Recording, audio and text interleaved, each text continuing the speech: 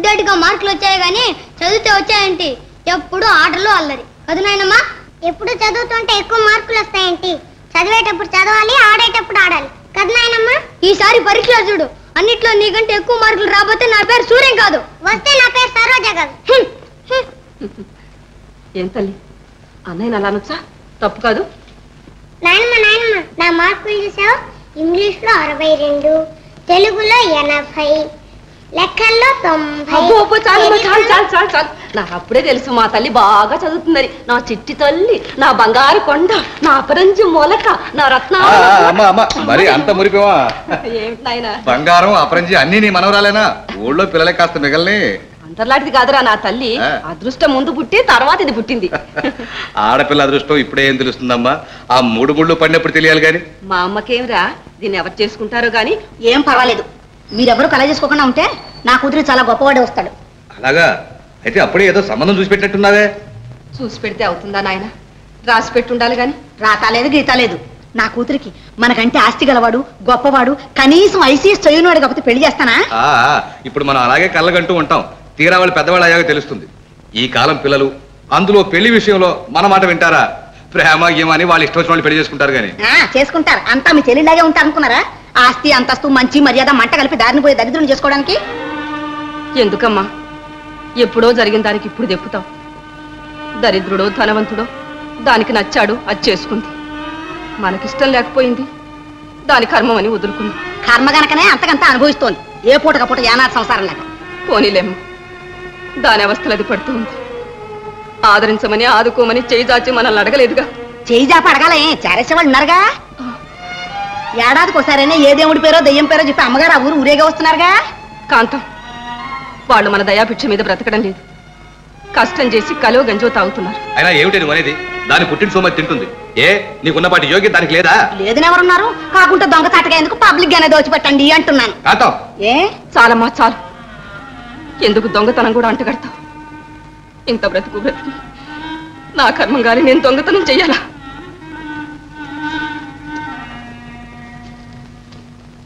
ఓ అబ్బో, ఏం పొడుచుకొచ్చింది రోషం. అంత నాలుగు పీక్కుని వాళ్ళు ఆ పుణ్య దంపతులు తీసుకొచ్చి ఇంట్లోనే పెట్టుకోలేపారా? అబ్బా చాలేవే ఇంకా. అవునులేండి, ఏనాటికైనా మీరు ఒకటే. నేనేగా పరాయిదాన్ని. అయ్యా, దాసుడు సన్యాసి నమస్కరిస్తున్నాడు. రావయ్యా పంతులు, రా కూర్చో. ఏంటి సంగతి? ఎప్పుడు రావడం? అబ్బా ఎప్పుడో రావడం, ఇప్పుడు కనపడటం కూడానా? మన వాకిటే రైలు దిగాను అనుకోండి. రైలు మన వాకిటి దాకా ఏంచావు? అసాధ్యుడివే. కాంతం, మన పంతులు గారు వచ్చారు, కాస్త కాఫీ చూడు. కాఫీలు గీఫీలు మనకు అట్టే గిట్టవు, నిషిద్ధం కూడాను. పోనీ కాస్త పాలు పళ్ళు తీసుకోవడానికి ఏమయ్యా? వాటికే నిరభ్యంతరంగాను. నీళ్లు గలవని పాలు అయితే మరీ శ్రేష్టం. పంతులు గారు, మా ఆవులు గేదెలు ఎక్కడెక్కడో నీళ్లు తాగుతుంటాయి, మరి ఎలాగా? ఏం పర్వాలేదమ్మా, అవన్నీ జఠరాగ్నిలో చూసైపోతుంటాయి. అయితే తీసుకొస్తా. తీసుకురా. అయితే పంతులు, ఈ రోజుల్లో కూడా ఈ ఆచారాలు ఏమిటయ్యా? ఏం చేస్తా చెప్పండి, ఇంగువ గట్టిన గుడ్డ. అయితే ఏంటి విశేషాలు? ఊళ్ళంతా కులాసాయనా? కులాసాకేమీ లోటు లేదు. కాకపోతే ఈ సంవత్సరం పంటలు బాగా దెబ్బతిన్నాయి, ఫలసాయం సగం కూడా రాదు. ఇది మనలో మాట. ఇక పోతే ఈ సాగుతో ఏమాత్రం వీలున్నా శిస్తులు ఎగ్గొట్టాలని చూస్తున్నారు రైతులు. నేనేమో కూడినంత వరకు గుంజుకొచ్చాననుకోండి, ఇక ఆ మిగతా పైకం గట్టిగా అడిగితే తన్నేట్టున్నారు. అందుకని తమరొక్కసారి గ్రామానికి దయచేస్తే ఆ తనులేవో నేనే తినొచ్చు. అబ్బా ఎంత మాట! తమ పోటీ దేశభక్తుల్ని స్వరాజ్యం కోసం దివ్యమైన పోలీసు సూపరింటెండెంట్ పదవికే రాజీనామా చేసినటువంటి త్యాగమూర్తుల్ని తన్నేవాడంటూ ఈ ధరణి చక్రంలో పుట్టాడంటారా? ఆ రోజుల్లో తమరు అనుకుంటే ఎందరిని తన్నేవారు, తన్నడం ఏమిటి, దవలు తీసి పారేసేవారు. పంతులు, కాఫీ లాగుందే? అలాగే ఉంది. అడపా ఈ మాత్రం అనాచారం దోషం కాదులేండి, ఇది మనలో మాట. ఇక పోతే తమరొక్కసారి గ్రామానికి దయచేయాలి. చెప్పండి అమ్మా, ఏడాదికి ఒక్కసారైనా యజమాని కనిపించకపోతే ఎలా? నేను చెప్పడం దేనికి? ఆ ఊరికి రావాలని, ఆ చెల్లి గారిని దర్శించుకోవాలని ఆయనకి ఉంది. కాకుంటే కాస్త నా నోటీస్ అడిచి అలా ఉన్నారు. అయినా పంతులు గారు, ఏనాటికైనా వాళ్ళు ఒకటి. నేనేగా పరాయిదాన్ని. అదే మాటే.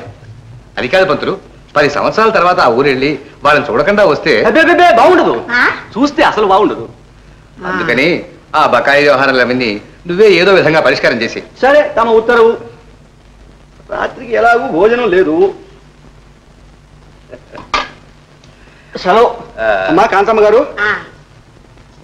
ఓ పార్వతమ్మ గారా, నమస్కారం అమ్మా. నమస్కారం. ఊళ్ళో అందరూ బాగున్నారా? అదే బాగు. ఇప్పుడే మన వాళ్ళ ఇంటికి వెళ్ళి అమ్మాయిని చూసి మాట్లాడి వస్తున్నా. ఏమిటో పాపం. ఏమండి? ఈ మధ్య చాలా సుస్థి చేసింది. తమకు తెలుసునో తెలియదో? ఏమిటండి సుస్థి? గుండె జబ్బు అంటున్నారమ్మా పాపం. మనిషి ఏమో చూసేదానికి బాగానే ఉంది. అడుగు తీసి అడుగు పెడితే ఆయాసం. అక్కడ ఏదో ఆకువలం వైద్యం చేయిస్తున్నారు, కానీ ఏం గుణం ఇవ్వడం లేదు. ఎందుకు వచ్చిన నాటు వైద్యం అయ్యా, కాస్త శివమందు ఇప్పించవయ్యా అంటే ఆ రామయ్య వింటాడు. భేషజం. ఇది మనలో మాట. ఇక పోతే తమరైనా ఆమెను ఇక్కడికి తీసుకొచ్చి ఏదో ఆసుపత్రి మా కొంపకుల్లా చేసుకోమంటారు. ఏమైనా సరే దాన్ని ఇక్కడ తీసుకురావడానికి ఒప్పుకోను. కాంతం, ఏ ఆ బరిదగించిన దాన్ని ఇక్కడ తీసుకొస్తే నా పిల్లలు ఎందుకన్నా మనకొస్తారా? ఎందుకమ్మా అంతంత మాటలంటావు?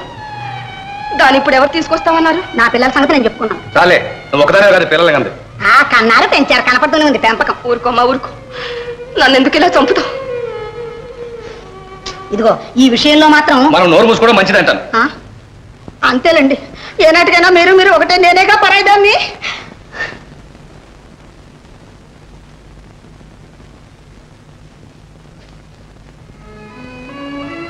అమ్మా, ఏమిటమ్మా ఇది? నీ కోడల సంగతి నీకు కొత్త? అది కాదు నాయన, సీత సంగతి నాకేమో భయంగా ఉంది. దేనికమ్మా భయం? వెళ్ళి 4 రోజుల పాటు ఉండిరా. అవతల మనిషి సహాయం లేకుండా ఏం అవస్థ పడుతుందో ఏమో. అదే ఆలోచిస్తున్నా. ఎందుకమ్మా ఆలోచన? ఇందా ప్రస్తుతానికి డబ్బు దగ్గరుంచు. సీతకి మంచి వైద్యం చేయించు. అవసరమైతే మళ్ళీ కబురు చేయి పంపిస్తాను. తీసుకోమ్మా. నువ్వు కూడా ఒక్కసారి రాకూడదా నాయన?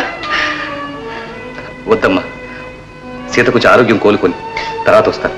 నువ్వు వెళ్ళిరమ్మా. ఏమండి, అమ్మగారు గ్రామానికి ప్రయాణం అయినట్టున్నారు. ఆవిడ వెళ్ళకుండా ఉంటుందా? ఏమాత్రం ఇచ్చారండి డబ్బు? అంటే ఏదో దారి ఖర్చు కంటేను. అవసరమైతే మళ్ళీ పంపిస్తానంటున్నారు. అవసరమైతే మళ్ళీ పంపిస్తా. అది ఆవిడ కన్నీళ్ళు తోవడానికి. ఇదిగో నిజంగా చెప్తున్నాను, ఇలాంటి వాళ్ళకి ఇచ్చిన దానికంటే ఏ ఏట్లోనా పారిస్తున్నాయో. ఏమంటావు? నిజం చెప్పారు.